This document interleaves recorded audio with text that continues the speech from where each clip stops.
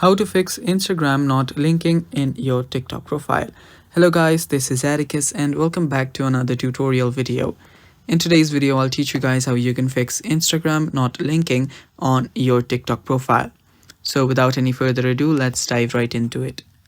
So as you can see right here, there is no Instagram linked on my TikTok's profile. And if I head over to edit profile and simply try to add my my Instagram here, it's not working. So I can head over to links here and try to add my Insta, but it's not working. And to fix that, what you can do is you can simply go back, restart your TikTok, simply remove it from your background, open your TikTok up again, go to your profile on the bottom right, tap on the three lines on the top right corner, then head over to settings and privacy. After you head over there, scroll down, and there you can see an option that says your free up space. Tap on it and clear out your cache.